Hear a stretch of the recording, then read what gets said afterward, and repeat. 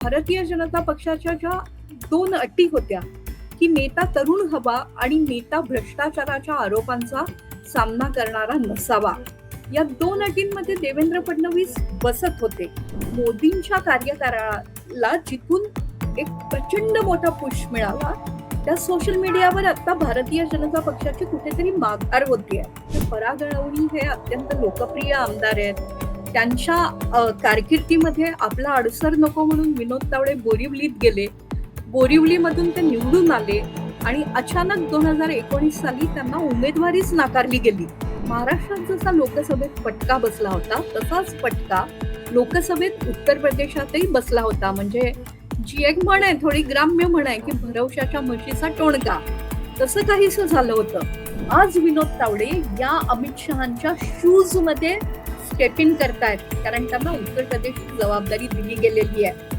ही जबाबदारी ते कशी निभवतात यावर उत्तर प्रदेशचा तर निर्णय लागणारच आहे, पण विनोद तावडे यांच्या भावी कारकिर्दीचा फैसला देखील या निवडणुकीचे निकाल करणार आहेत. आज नरेंद्र मोदी आणि अमित शहा यांच्यापेक्षा महत्वाचे असलेले नेते भारतीय जनता पक्ष किंवा उजव्या परिवाराकडे नाहीतच. 14 डिसेंबर 2025 ला नितीन नबीन यांची भाजपच्या कार्यकारी अध्यक्षपदी निवड झाली होती.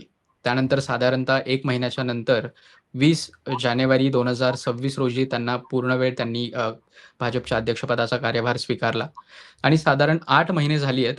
भाजपची जी नवीन राष्ट्रीय कार्यकारिणी आहे ती जाहीर होण्याची प्रतीक्षा आपल्या सगळ्यांनाच होती आणि 17 ऑगस्टला भाजपनं त्यांची नवी राष्ट्रीय कार्यकारिणी जाहीर केलेली आहे नितीन नबीन या अध्यक्षांच्या नेतृत्वाखाली. याच नवीन कार्यकारिणीबद्दल आपल्याला बोलायचं आहे. नक्की कोणते संदेश भाजपनं या नवीन कार्यकारिणीच्या माध्यमातून देऊ पाहिले आहेत, या सगळ्यांबद्दल देखील बोलायचं आहे. आणि या नवीन कार्यकारिणीच्या माध्यमातून भाजप 2029 साठी कशा पद्धतीनं नवीन रणनीती आखू पाहते याबद्दलही बोलायचं आहे. आणि या सगळ्यांसाठी माझ्या सोबत आहेत पुढारी समूहाच्या multimedia editor Mrinalini Nanivadekar. Ma'am, स्वागत आहे आपलं. मॅम, मी जसं म्हणालो की नवीन टीमच्या माध्यमातून भाजप 2029च्या निवडणुकीच्या दृष्टीने तयारीच्या दृष्टीने याकडे पाहतोय. तर एकंदरीतच ही नवीन टीम बघितल्यानंतर या संदर्भातली आपली पहिली प्रतिक्रिया काय? भारतीय जनता पक्ष 12 वर्षांच्या सरकारनंतर एका फटीगचा सामना करताय.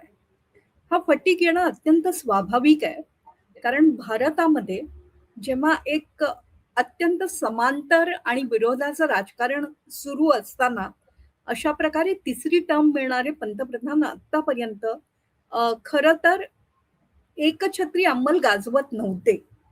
आता मोदींच्या कारकिर्दीला 12 वर्ष झालेली असताना त्यामुळेच पक्षाला पुढची आव्हानं आणि पुढे काय करायचं याचा एक मोठा सामना करावा लागणार आहे आणि त्या लढाईला सामोरं जाताना एक चमू देखील करावी लागणार आहे. मनुष्य निर्माण हे भारतीय जनता पक्ष ज्या विचार परिवाराचा भाग आहे तिथलं मुख्य ध्येय मानलं जातं, पण त्या विचार परिवारातही नेतृत्व देणारी जी मंडळी आहेत ती त्या संख्येनं तयार झाली आहेत का, असा काहीसा प्रश्न ज्यावेळेला नितीन नवीन यांची नेमणूक होत होती त्याच्या आधी निर्माण झाला होता. का निर्माण झाला होता, तर भारतीय जनता पक्षाला तरुण अध्यक्ष हवा होता. ते योग्यच होतं, कारण देशाचं सरासरी वय हे तरुण आहे. असा तरुण अध्यक्ष शोधायला जो देशाचं नेतृत्व करू शकेल आणि भारतीय जनता पक्षाला नवी दिशा देऊ शकेल, पक्षाला बराच वेळ लागला. देवेंद्र फडणवीस यांचं नाव प्रामुख्याने समोर होतं, कारण भारतीय जनता पक्षाच्या ज्या दोन अटी होत्या की नेता तरुण हवा आणि नेता भ्रष्टाचाराच्या आरोपांचा सामना करणारा नसावा, या दोन अटींमध्ये देवेंद्र फडणवीस बसत होते. पण महाराष्ट्राचं मुख्यमंत्रीपद त्यांनी सांभाळणं हे जास्त महत्वाचं असल्यामुळे त्यांच्या नावावर फुली मारली जात होती, त्यांचा विचार होत नव्हता. त्यामुळे मग नवा अध्यक्ष शोधायचा, तर तो कुठून यावा, त्याचं साधारणतः कोणत्या भागात त्याचा प्रभाव असावा, त्याच्यात कोणते गुण असावे, याच्यात भारतीय जनता पक्षाच्या शीर्षस्थ नेत्यांना बराच वेळ घालवावा लागला. उजव्या परिवारामध्ये याबद्दल जी काय चर्चा झाली असेल त्या चर्चेनंतर नितीन नवीन हे नाव समोर आलं. नितीन नवीन पाटणा भागातले आहेत. आपण एक लक्षात घेतलं पाहिजे की सरसंघचालक असलेल्या मोहन भागवतांचा जेव्हा सरकार्यवाह पदाचा कार्यकाळ सुरू होता, तेव्हा त्यांचं मुख्यालय हे पाटणा होतं. त्यामुळे कुठेतरी नितीन नवीन यांचा मोहन भागवत यांच्याशी तेव्हा संपर्क नक्कीच आला असेल. आता त्यांच्या सल्लामसलतीनुसार हा अध्यक्ष झाला का, हे कळायला काही मार्ग नाही. पण तरुण, सच्चरित्र असलेला आणि प्रभाव असलेला एक नेता शोधता शोधता नितीन नवीन यांचं नाव नंतर अंतिम झालं. त्यामध्येही बराच कालावधी गेला आणि या नितीन नवीन यांनी जेव्हा पक्षाची धुरा सांभाळली, त्यानंतर त्यांची चमू तयार करायलाही बराच कालावधी जावा लागला. जवळपास 7 महिने गेले. अर्थात या 7 महिन्यांमध्ये भारतीय जनता पक्षाने पश्चिम बंगाल या एका अत्यंत कठीण प्रांतामध्ये नेत्रदीपक विजय मिळवला आणि त्या विजयानंतर भारतीय जनता पक्षाचा सत्ता सूर्य आता कधीच मावळणार नाही की काय, अशी त्यांच्या विरोधी गटात खळबळ माजली असतानाच जंतर मंतरला विद्यार्थ्यांनी मोठं आंदोलन केलं. हे आंदोलन कोणत्या राजकीय पक्षांनी केलेलं नव्हतं, तर अभिजित दिपके आणि त्याच्या साथीदारांनी नेटवर सुरू केलेलं आंदोलन होतं. त्यात नंतर राजकीय पक्ष सामील झाले. पण विरोध करणारा कोणीतरी असेल तर या सरकारच्या नीतीबद्दल, धोरणांच्या अंमलबजावणीबद्दल असंतोष असल्याचं चित्र देशभरातून समोर आलं आणि त्या पार्श्वभूमीवर नितीन नवीन यांना त्यांची चमू तयार करायची असल्यामुळे मला असं वाटतं अजून काही विचार भारतीय जनता पक्षाला करावा लागला. आता खूप मोठं माझं प्रास्ताविक झालं, त्यानंतर तुमच्या खऱ्या प्रश्नाचं मी उत्तर देते की या कार्यकारिणीकडे बघताना काय वाटतं. मला असं वाटतं भारतीय जनता पक्षानं जे जे शक्य आहे ते करायचा प्रयत्न केलेला आहे. आता मग तो प्रयत्न तर केला, पण त्यात काही नवं जसं आहे तसं काही जुनं पण आहे. स्मृती इराणी ज्या या नवीन कार्यकारिणीमधला सर्वात सेलिब्रिटी कोशंट आपण म्हणू शकू, त्या आधी केंद्र सरकारचा भाग होत्या, त्या केंद्रीय मंत्री होत्या, त्या भारतीय जनता पक्षाच्या महामंत्री म्हणजे महासचिव देखील होत्या. मधल्या काही कालावधीसाठी त्या केंद्रात मंत्री झाल्यानंतर त्या अर्थातच भारतीय पक्षाच्या एक पद एक व्यक्ती अशा धोरणामुळे कार्यकारिणीतून पक्षातून बाहेर पडल्या. त्याआधी त्या महिला आघाडीच्या अध्यक्ष पण होत्या आणि राष्ट्रीय स्तरावर त्यांनी बऱ्यापैकी काम पण केलं होतं. पण अमेठीच्या लोकसभा मतदारसंघात पराभव झाल्यानंतर स्मृती इराणींचं जे काय वजन होतं, जो काय प्रभाव होता, तो साधारणतः कुठेतरी एक इक्लिप्स झाला, ग्रहण लागलं त्याला. आता त्यांचं पुनर्वसन केलं गेलेलं आहे पक्षामध्ये. त्यांचं जे काय ग्लॅमर आहे, त्यांचं जे काय अपील आहे, ते अजूनही कायम आहे. पण त्या पूर्वीच्या स्मृती इराणी नाहीत. दुसऱ्या वसुंधरा राजे सिंधिया, राजस्थानमध्ये त्यांना दूर करून भारतीय जनता पक्षाने चूक केली की काय असं म्हटलं जात होतं. त्यानंतर भारतीय जनता पक्षाचा तिथे सरकार आलं, नवीन मुख्यमंत्री झाला. वसुंधरा राजे यांना मुख्यमंत्री केलं गेलं नाही. मोदी शहा यांच्याशी त्यांचं पटत नाही असं मानलं गेलं, पण त्यांना पण आता राष्ट्रीय अध्यक्ष केलं गेलं. त्यामुळे 2 अतिशय प्रभावी महिला या टीममध्ये आल्या. पण या महिलांना भारतीय जनता पक्षाच्या सरकारनी किंवा पक्ष संघटनेनी एकदा कुठेतरी नकार दिला होता. राम माधव एक अतिशय महत्वाचं नाव, जे महामंत्री होते, त्यानंतर ते जम्मू काश्मीर या विषयात लक्ष घालायचे. त्याबद्दल काहीशी राजी नाराजी झाली म्हणून त्यांना भारतीय जनता पक्षातून काही दिवस सुट्टी घ्यावी लागली असं आपण म्हणू. आता ते परत एकदा भारतीय जनता पक्षात उपाध्यक्ष म्हणून आलेले आहे. त्यामुळे नवीन काही देण्याचा प्रयत्न तर केला गेलेला आहे, पण ही नवीन नावं देखील काही बॅगेज घेऊन आलेली आहे. अर्थात केवळ अशीच चिकित्सा करून आपण भारतीय जनता पक्षावर अन्याय करण्याचं काही एक कारण नाही. त्यांनी काही नवीन अपरिचित असलेले चेहरे देखील या निमित्ताने समोर आणलेले आहेत. सोशल मीडिया हाताळण्यासाठी दीपक म्हस्के नावाच्या एका छत्तीसगड मधल्या युवकाची निवड केली गेली. या युवकांनी बघेल यांचं जे काँग्रेसचं सरकार होतं ते अत्यंत स्ट्रॉंग आहे, त्याला हरवणं कठीण आहे असं वाटत असताना भारतीय जनता पक्षाला छत्तीसगडमध्ये विजयापर्यंत नेऊन पोहोचवलं होतं. त्यावेळेला सोशल मीडियात जी काय कॅम्पेन झाली होती ती अतिशय महत्वाची होती.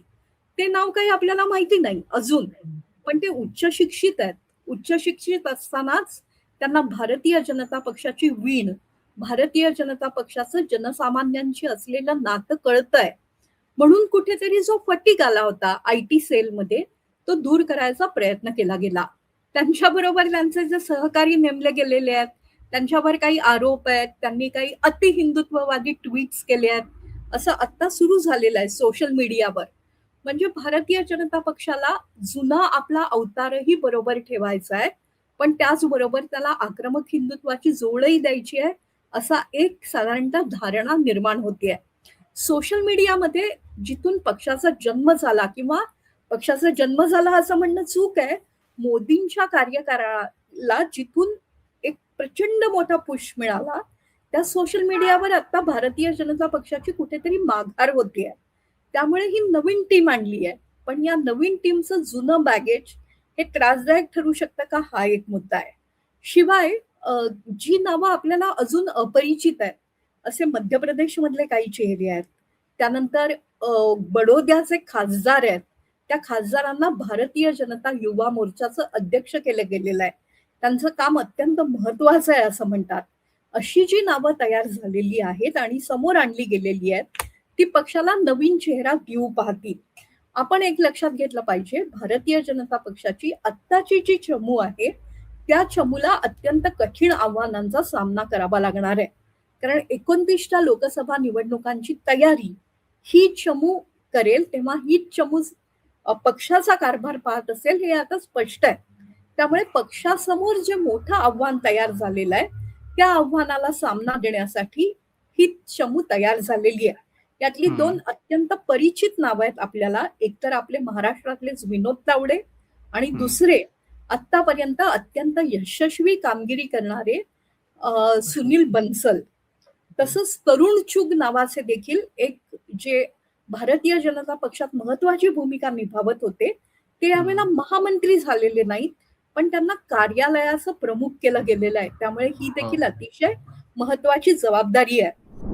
या नव्याने घोषित झालेल्या महामंत्र्यांकडे बघताना एक आपल्याला लक्षात घ्यावं लागेल, काही नावं जी आपल्याला अपरिचित आहेत, पण त्यांनी त्यांच्या त्यांच्या भागामध्ये अतिशय महत्वाचं काम केलेलं आहे. यातलं पहिलं नाव मी घेईन ते गजेंद्र पटेल यांचं.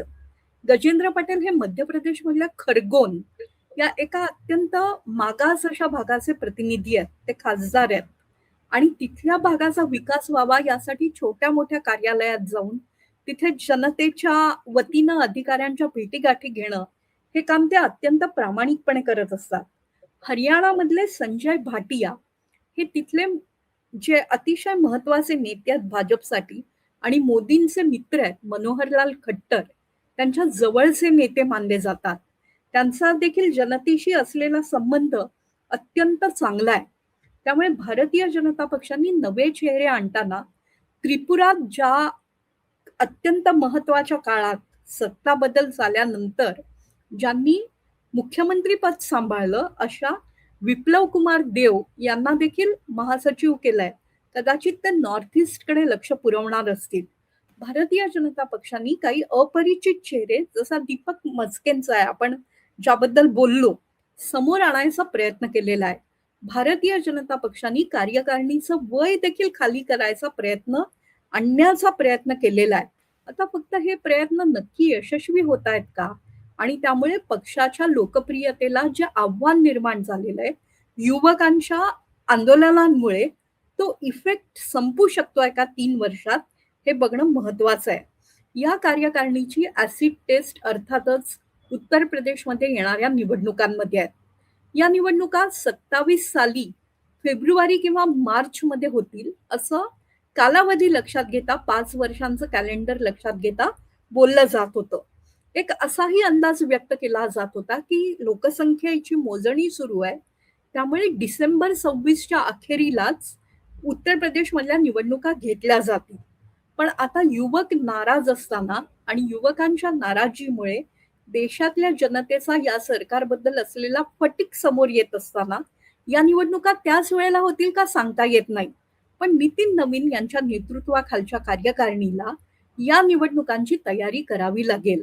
परिस्थिती इतकी वेगळी झालेली आहे सध्या की नितीन नवीन स्वतःच्या मतदारसंघातून विधानसभेच्या सातत्याने निवडून यायचे, त्या ठिकाणी बिहारमध्ये देखील भारतीय जनता पक्षाला पराभव स्वीकारावा लागलाय.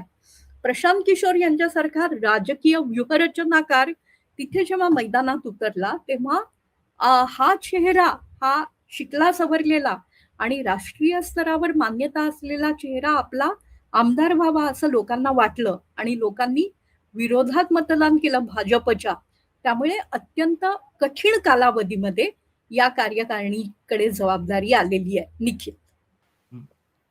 मॅम, तुम्ही अनेक गोष्टींचा उल्लेख केलेला आहे. पण महाराष्ट्राच्या दृष्टीनं ज्या काही महत्त्वाच्या घडामोडी या राष्ट्रीय कार्यकारिणीच्या दृष्टीनं घडलेल्या आहेत, त्या म्हणजे की विनोद तावडे हे पुन्हा एकदा राष्ट्रीय महामंत्री म्हणून त्यांची निवड झालेली आहे.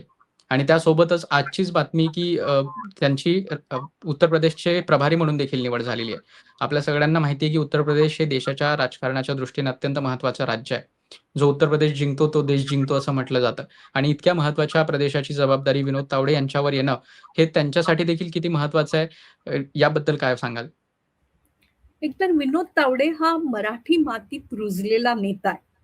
त्यामुळे त्यांच्यावर उत्तर प्रदेशची जबाबदारी सोपवली जाणं हे मराठी माणूस म्हणून आपल्याला अत्यंत अभिमानाची बाब आहे.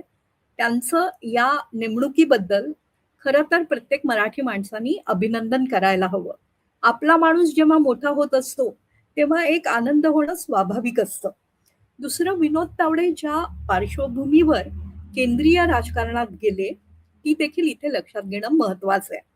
2014 साली देवेंद्र फडणवीस यांच्या मंत्रिमंडळात जेव्हा फडणवीस पहिल्यांदा मुख्यमंत्री झाले होते, विनोद तावडे हे शिक्षण खात्याचे मंत्री होते. त्यांच्यावर त्या काळात काही आरोप झाले, त्यांच्या पदवीबद्दल बोललं गेलं, त्यांनी काही टेंडर्स देताना चुकीची पावलं उचलली असा देखील आरोप झाला. त्या कोणत्याही आरोपांनी न डगमगता ते त्यांचा कारभार करत राहिले. खरं तर भारतीय जनता पक्षाचं जेव्हा सरकार नव्हतं त्यावेळेला ते विधान परिषदेत विरोधी पक्ष नेतेपदाची धुरा सांभाळत आणि हा जो उजवा परिवार आहे त्या उजव्या परिवाराला त्या काळात सत्ता नसताना वाढवण्याचं आणि आधार देण्याचं काम त्यांनी अत्यंत उत्तमरित्या केलं होतं. आता खरं तर अशा एका महत्वाच्या नेत्याला 2019 साली उमेदवारीच दिली गेली नाही. म्हणजे ते बोरिवलीमधून निवडून आले होते 14 साली. ते खरं तर विलेपार्लेमध्ये राहायचे. तिथे परागळवणी हे अत्यंत लोकप्रिय आमदार आहेत. त्यांच्या कारकिर्दीमध्ये आपला अडसर नको म्हणून विनोद तावडे बोरिवलीत गेले. बोरिवलीमधून ते निवडून आले आणि अचानक 2019 साली त्यांना उमेदवारीच नाकारली गेली. पण एखादा सच्चा सैनिक जसा असतो पक्षाचा, त्याप्रमाणे विनोद तावडे यांनी त्याबद्दल देखील उच्चारला नाही, साधी तक्रार देखील केली नाही. ते श्रेष्ठी म्हणतील तसं वागत गेले. त्यांच्याबद्दल जे आरोप होते, तक्रारी होत्या, त्या त्यांनी शांतपणे विरू दिल्या आणि राष्ट्रीय राजकारणात त्यांनी उत्तमरित्या स्वतःला मोल्ड करायला सुरुवात केली. 2020 साली साधारणतः राष्ट्रीय राजकारणाच्या रंगमंचावर त्यांचा प्रवेश झाला. त्यानंतर पाठोपाठ येणाऱ्या बिहारच्या निवडणुकीमध्ये संयुक्त जनता दल नितीश कुमारांचं आणि भारतीय जनता पक्षाचं अत्यंत आक्रमक झालेलं रूप, या दोघांमध्ये कुठेतरी एकवाक्यता आणत विनोद तावडे यांनी बिहारचा जो कठीण झालेला पेपर होता त्यावेळेला तो सोडवण्यासाठी स्वतःचं कॉन्ट्रीब्युशन दिलं. त्यानंतर त्यांनी द्रौपदी मुर्मू यांच्या राष्ट्रपती पदाच्या निवडणुकीत समन्वयक म्हणून अत्यंत महत्वाची जबाबदारी निभावली. त्या जबाबदारीमुळेच त्यांना जगदीश धनखड यांनी जेव्हा उपराष्ट्रपती पदाचा राजीनामा दिला आणि पुन्हा निवडणूक होऊन CP राधाकृष्णन यांना राष्ट्रपती पदासाठी उमेदवारी दिली गेली, त्याही वेळेला विनोदजींनी अत्यंत कार्यकुशलतेने रणनीती प्रत्यक्षात आणली. कित्येकदा क्रायसिसमध्ये अमित शहा आणि यापूर्वी भारतीय जनता पक्षाचे अध्यक्ष असलेले जगत प्रसाद नड्डा यांचा दूत म्हणून विनोद तावडे काम करत होते. खरं तर त्यांचे इथले जे कार्यकर्ते आहेत त्यांना असं वाटत होतं की पश्चिम बंगालची जबाबदारी विनोदजींवर सोपवली गेली पाहिजे. पश्चिम बंगालमध्ये त्यांच्या नेतृत्वाचा कस लागेल, त्यांनी पश्चिम बंगाल भारतीय जनता पक्षाला जिंकवून दिलं तर त्यांचं नाव मोठं होईल. पण तसं तेव्हा प्रमुख प्रभारी अशी काही त्यांना जबाबदारी मिळाली नाही. आता ती उत्तर प्रदेशात मिळाली आहे आणि जसं निखिल तुम्ही म्हणालात, उत्तर प्रदेश हे अत्यंत महत्वाचं राज्य आहे, कारण तिथे 80 खासदार आहेत. डिलिमिटेशन झालं नाही आणि संख्या हीच राहिली, तरी देखील ही संख्या खूप मोठी आहे. महाराष्ट्रात जसा लोकसभेत फटका बसला होता, तसाच फटका लोकसभेत उत्तर प्रदेशातही बसला होता. म्हणजे जी एक म्हण आहे, थोडी ग्राम्य म्हण आहे, की भरवशाच्या म्हशीचा टोणका. तसं काहीसं झालं होतं. ती परिस्थिती दूर करून पुन्हा एकदा विधानसभेमध्ये योगी आदित्यनाथ यांच्या सरकारला जिंकवून देणं ही जबाबदारी विनोद तावडे यांना प्रभारी या नात्याने आता निभवावी लागणार आहे. अर्थातच त्यांच्या कार्यकुशलतेमुळे, त्यांच्या पक्षनिष्ठेमुळे, त्यांच्या प्रत्येक गोष्टीत झोकून देण्याच्या वृत्तीमुळे त्यांना ही जबाबदारी दिली गेली. मध्यंतरीच्या काळात एका निवडणुकीत ते वसई विरार क्षेत्रात गेले होते, तेव्हा काहीतरी ट्रान्झॅक्शन झाली असाही आरोप त्यांच्यावर केला गेला.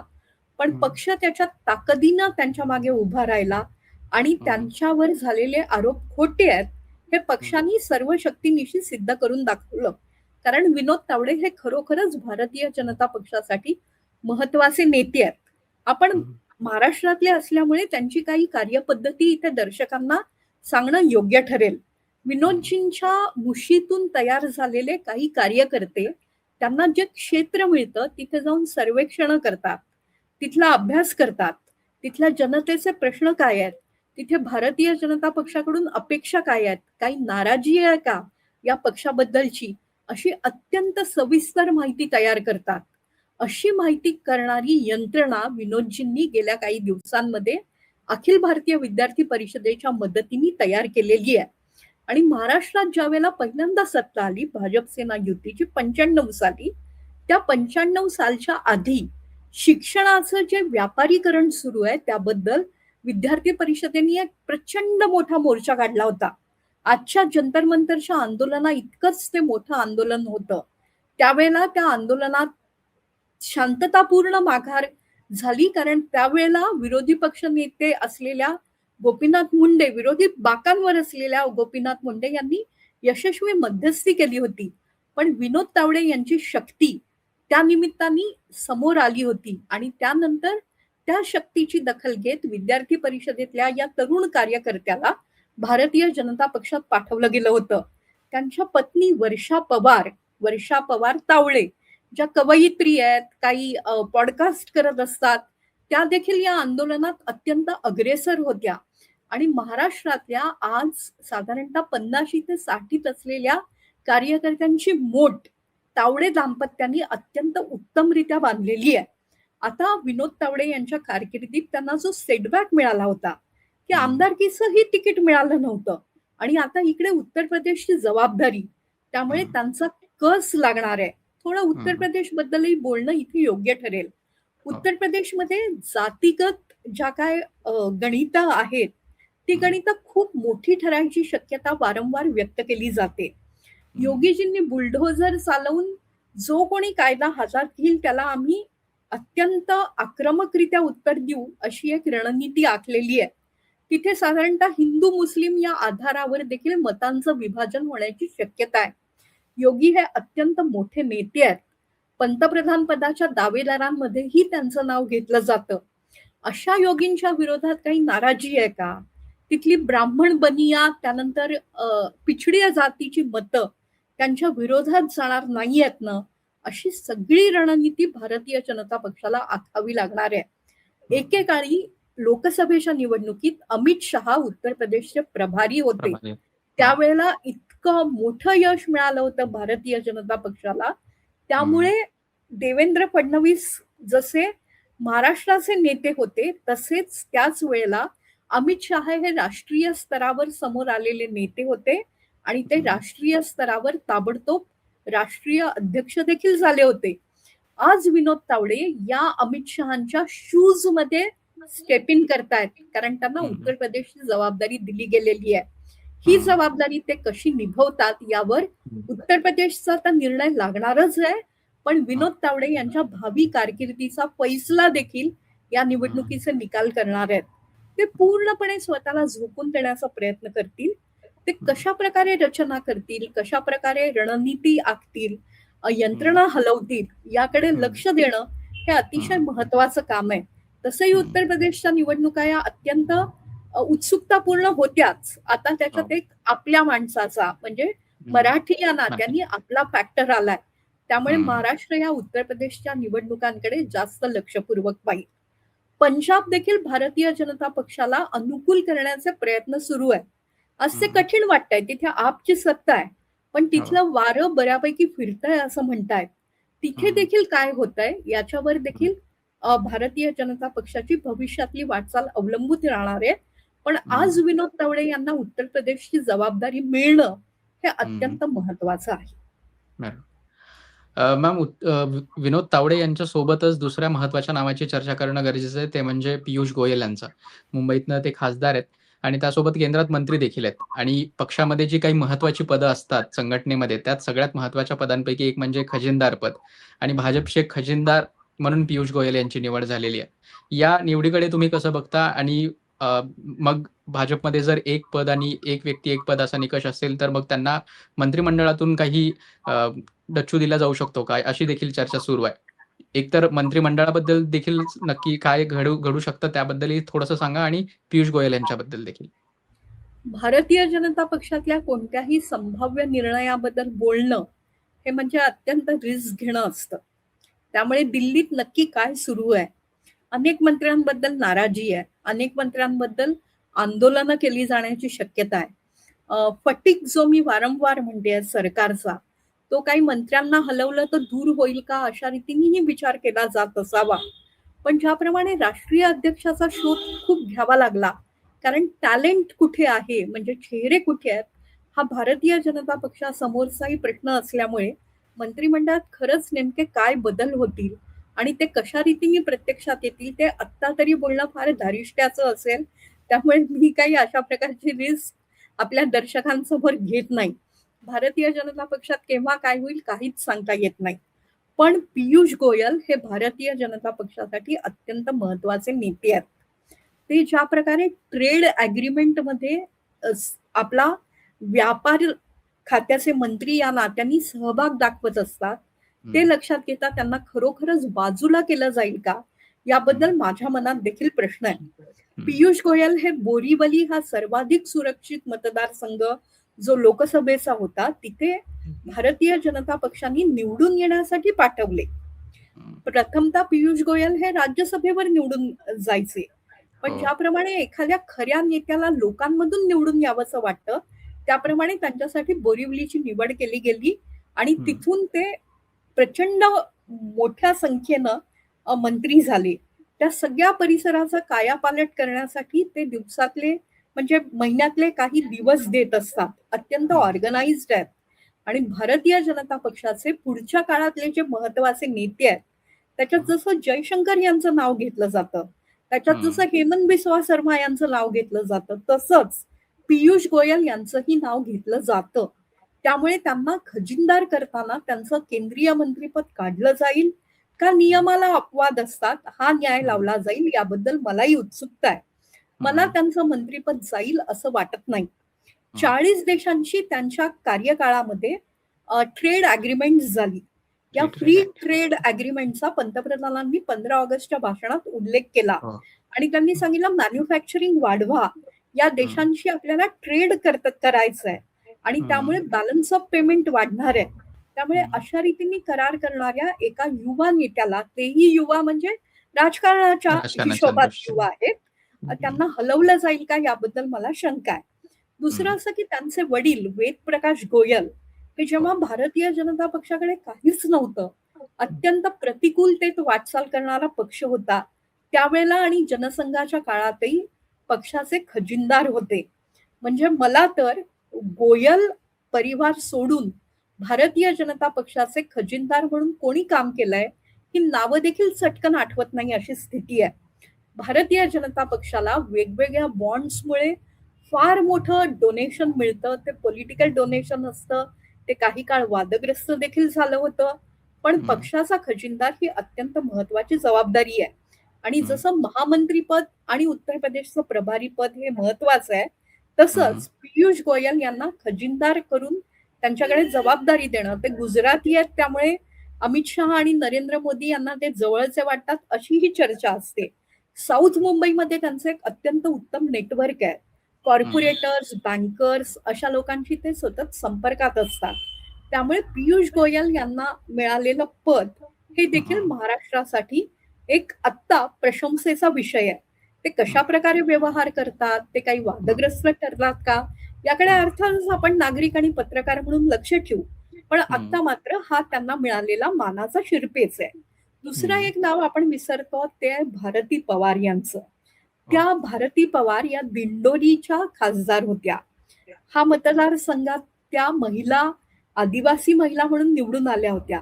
त्या खरं तर उत्तम कारभार करायच्या, पण त्यांचा मतदारसंघाशी संपर्कच नव्हता. त्यामुळे त्यांना लोकसभेत फार मानहानिकारक पराभव स्वीकारावा लागला असं म्हणतात. पण आदिवासी चेहरा आणि सुशिक्षित महिला म्हणून त्यांना पक्षाने एक मानाचं स्थान दिलेलं आहे. आणि सोशल मीडियामध्ये दीपक म्हस्के यांच्या चमूत को कन्व्हिनर म्हणून प्रीती गांधी यांची देखील निवड झालेली आहे. त्यांना फार मोठ्या प्रमाणात फॉलोअर्स होते असं म्हणायचे आणि उजव्या परिवारामध्ये प्रीती गांधी यांच्या नावाला वलय होतं. पण त्यांनी नाथुराम गोडसेंबद्दल काही एक पोस्ट केली होती असं म्हणतात आणि ती डिलीट केली गेली होती असाही इतिहास चर्चेत आहे. पण भारतीय जनता पक्षाला समोर जाताना अशा हिंदुत्ववादी चेहऱ्यांची गरज आहे का, हा देखील त्यांच्या नेमणुकीमुळे प्रश्न निर्माण झालेला आहे. सोशल मीडियाचं को कन्व्हिनर हे पद देखील येणाऱ्या काळात महत्वाचं आहे. त्यामुळे प्रीती गांधी या देखील राष्ट्रीय स्तरावर एक मुंबई आणि महाराष्ट्रातून गेलेल्या सध्याच्या नेत्या आहेत, हे आपल्याला देखील लक्षात घ्यावं लागेल. बरोबर. या राष्ट्रीय कार्यकारिणीमध्ये जी नावं घेण्यात आलेली आहेत, त्या सगळ्यांसंदर्भात तर चर्चा होतीच आहे. पण जी नावं ड्रॉप झाली आहेत, त्याबद्दल देखील चर्चा केली जाते आणि त्यामध्ये अमित मालवीय हे एक महत्त्वाचं नाव आहे. मागच्या काही काळापासून सोशल मीडियावर भाजपची एक टीम तयार करणं, भाजपच्या आयटी सेल ज्याला म्हटलं जातं, त्यावर एक सक्रिय भूमिका निभावणारे आणि एक चर्चेत नाव असणारं म्हणजे अमित मालवीय. त्यांच्या जाण्याकडे तुम्ही कशा पद्धतीने बघता? आपण दीपक म्हस्के यांच्याबद्दल बोलतोच आहे. पण दीपक म्हस्के यांनी ज्यांची जागा घेतली आहे, त्या अमित मालवीय यांच्याबद्दल काय सांगाल? आणि 2014 त्यांना ड्रॉप करण्यामागे कोणती कारणं दिसतात महत्त्वाची? 2014 साली मोदी सोशल मीडियाच्या लाटेवर स्वार होत या देशाचे पंतप्रधान झाले असाही त्या विश्लेषणाचा एक भाग म्हणून विचार मांडला जायचा. त्यांना अचूक नस सापडली होती की काय करायला हवंय आणि युवक कशा रीतीने सोशल मीडियावर आहे. आज आपण म्हणतो की ते फेसबुक जनरेशनचं प्रॉडक्ट होते. इंस्टाग्रामवर मोदी नव्हते आणि त्यामुळे युवकांच्या आंदोलनाची इंस्टाग्रामवर असलेली धग मोदी सरकारला आणि भारतीय जनता पक्षाला कळलीच नाही. आयटी सेल भारतीय जनता पक्षाचा फेल गेला असं एक वारंवार विश्लेषण केलं जात आहे. निवडणूक जिंकण्यात भारतीय जनता पक्ष अत्यंत सरस ठरत असला तरी नरेटिव्ह पसरवण्यामध्ये मात्र गेल्या काही वर्षांमध्ये एक माघार घ्यावी लागली होती, किंबहुना बॅकफुटवर जावं लागलं होतं. निखिल, खरं तर एक लक्षात घेतलं पाहिजे की सत्ताधारी पक्षाकडनं लोकांच्या अपेक्षा आजकालच्या काळात इतक्या वाढलेल्या आहेत की त्या पूर्ण करणं शक्य नसल्यामुळे कोणतीही पार्टी तिसऱ्या टर्म मध्ये बॅकफुटवर जातेच, सत्तेत जी असते ती. पण हा जो फटीक होता तो अनिल बलुनी यांच्या टीमला दूर करून, जी आयटी टीम ही फारशी दखल घेत नाही मानलं जायचं, जनतेच्या भावभावनांची नातं सांगत नाही, किंबहुना विच हंटिंग करते, जे कोणीतरी मेसेज द्यायचा प्रयत्न करतात त्यांच्या मागे लागते, असं चित्र जे निर्माण झालं होतं, तो फटीक, ती अँटी इन्कम्बन्सी दूर करायचा प्रयत्न केला गेलेला आहे. मला असं वाटतं की जंतर मंतरच्या आंदोलनामध्ये सोशल मीडियाच्या पातळीवर जे अपयश आलं त्याची किंमत अमित मालवीय त्यामुळे स्केपगोट केले गेलेत का, किंबहुना त्यांची काही पावलं त्यांच्याबद्दल असा म्हणजे एक अविश्वास निर्माण करणारी होती का, याकडेही लक्ष द्यावं लागेल. दीपक म्हस्केंबाबत एक नोंदवण्यासारखी गोष्ट अशी आहे की ज्या वेळेला छत्तीसगडमध्ये सत्ता पालट झाला, आत्ता भूपेश बघेल यांचं सरकार गेलं आणि भारतीय जनता पक्षाचं सरकार आलं, त्यावेळेला नितीन नवीन हे त्या निवडणुकीचे त्या राज्याचे सहप्रभारी होते. त्यामुळे दीपक म्हस्के यांचं काम त्यांनी लक्षात घेतलं असेल. आज छत्तीसगडमधून नक्षलवादी आंदोलनाची जेव्हा माघार झाली आहे तेव्हा देखील सोशल मीडियावर जो कंटेंट टाकला जातोय तो अत्यंत उत्तम आहे. त्यामुळे मालवीया यांनी जी काही एकरेशीय मांडणी सुरू ठेवली होती किंवा हं, धाकदपक्षाकडे तो जो मीडिया वळला होता, सोशल मीडिया, तो हं, घालवून टाकायचा भारतीय जनता पक्षाचा प्रयत्न दिसतोय. ही हं, भारतीय जनता पक्षाची गरज झालेली होती आणि ती गरज लक्षात घेत हा बदल झाला असावा, असं आता हं, वाटतंय. हं.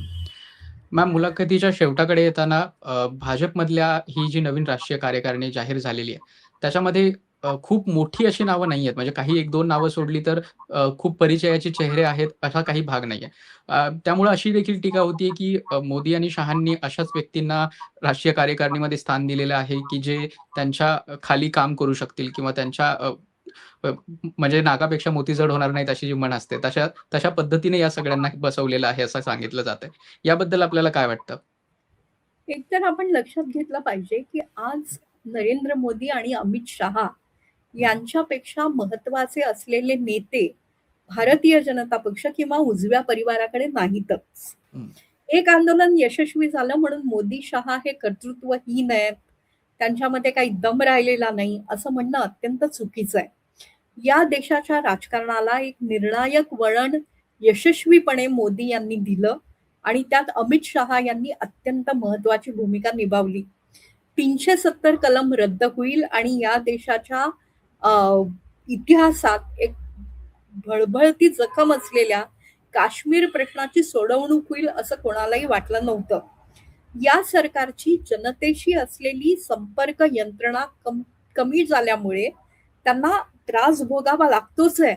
पण या सरकारकडे 3 वर्षाचा अवधी आहे आणि त्यात अमित शहा आणि नरेंद्र मोदी कसे बाउन्स बॅक होतात किंवा होतात का हे बघणं महत्वाचंच ठरणार आहे. पण आज या दोघांपेक्षा कोणीतरी खूप मोठे नेते होते आणि त्यांना दूर केलं गेलं असं मला तरी म्हणणं योग्य वाटत नाही. अर्थात भारतीय जनता पक्ष आणि या 2 नेत्यांकडे टॅलेंट खूप आहे का? म्हणजे नवीन-नवीन चेहरे आहेत का? याबद्दल प्रश्न आहे. मी तसं नमूदही केलं, की नवीन-नवीन चेहरे आणायची ताकद आणि त्या चेहऱ्यांची उपयुक्तता हा एक हं, खूप मोठा भाग झालेला आहे. भारत हा युवकांचा देश आहे. त्यामुळे हं, जास्तीत जास्त युवा चेहरे समोर आणावे लागतील. हे चेहरे नॉन कन्व्हेन्शनल किंवा अप्रसिद्ध असलेले असतील. अभिजित हो. तितके कोणालाच माहीत नव्हता. हं, त्याच्याबरोबर असलेला सौरव दास किंवा रांका कोणालाच माहीत नव्हता. तसं हं, काही भारतीय जनता पक्ष करू शकताय का? मला हं, आज बोलता येणार नाही. पण हं, हं. बडोद्याच्या ज्या खासदाराला भारतीय जनता युवा मोर्चाचा अध्यक्ष हं. केलं गेलेलं आहे, तो हिमांशू अत्यंत जोशी. हुशार आहे असं म्हणतात. त्यामुळे हं, अशा काही सरप्राइजेस खरंच भारतीय जनता पक्षाने समोर आणले हं, आहेत का? की हं, उपलब्ध जे काय आहे म्हणजे 52 पत्ते आहेत आणि ते हं, 52 पत्ते घेऊनच मला खेळायचं आहे आणि त्यातली हं, अपरिहार्यता म्हणजे ही हं, कार्यकारिणी आहे, असं हं, म्हणता येईल का? त्या दोन्ही अँगलनी सध्या पाहावं हं, लागेल. भारतीय हं, जनता पक्षाच्या अत्यंत आव्हानात्मक काळात ही हं, कार्यकारिणी तयार झालेली आहे. असं हं, नसतं की खूप मोठे-मोठे चेहरे पक्षाला काहीतरी यश देऊ शकतात. पश्चिम हं, बंगालमध्ये तर भारतीय जनता पक्षाचं कोण काय करतंय कळलंच नाही. हं, किंबहुना त्यांनी कळू पण दिलं नाही आणि हं, अत्यंत शांतपणे त्यांनी निवडणूक जिंकली. हं, अर्थात जनतेचे प्रश्न खूप मोठे आहेत. कॉकरोच जनता पार्टीने आज शाळांबद्दलचं जे आंदोलन सुरू केलंय, त्याला हं, प्रचंड प्रतिसाद मिळतोय. कारण हं, जनतेच्या अपेक्षा आहेत. हं, जनतेच्या अपेक्षांशी नातं सांगितलं नाही सरकारनी, तर हं, अडचणी येणारच आहेत. मोदी है तो मुमकिन है हे लोकांच्या मनात इतकं यशस्वीरित्या पोहोचलंय, की हं, लोकांना आता परिवर्तन हवंय आणि ते हं, परिवर्तन म्हणजे सरकारी व्यवस्थेत, यंत्रणेमध्ये परिवर्तन हवंय. ते परिवर्तन सरकारमध्ये दिसलं नाही, तर चेहरा बदलला हं, जाईल. कदाचित वेगळी हं, राजवट येईल आणि हं, तशी वेगळी राजवट न येता भारतीय जनता पक्षाचं सरकार पुन्हा यावं, केंद्रात हं, यावं, राज्या-राज्यांमध्ये यावं, हे मोठं आव्हान या हं, कार्यकारिणीला पेलावं लागणार आहे. मला वाटत हं, नाही, की मोदी-शहांकडे खूप प्रचंड नावं होती. त्यामुळे हं, मोदी-शहांनी निवड करताना जे काही शक्य आहे, ते उत्तम हं, करायचा नितीन नवीन यांच्या माध्यमातून प्रयत्न केला असेल. ते हं, पुरेसं आहे का? हा आजचा हं, प्रश्न आहे. आणि ते हं, पुरेसं आहे की नाही किंवा हं, जनतेच्या मनातल्या काहूराला ही हं, कार्यकारिणी योग्य रीतीने उत्तर देऊन पुन्हा सत्तेवर भाजपला आणू शकते की नाही, हे पुढच्या हं, 3 वर्षात पाहावं लागणार आहे. तसंही हं, निखिल आपण खूप प्रामाणिकपणे लक्षात घेऊ, की भारतीय हं, जनता पक्षाचे अध्यक्ष किंवा भारतीय जनता पक्षाची यंत्रणा ही एक दुय्यम भूमिका निभावते आणि खरी भूमिका मोदी. मोदी, शहा आणि त्यांची यंत्रणाच निभावत असते.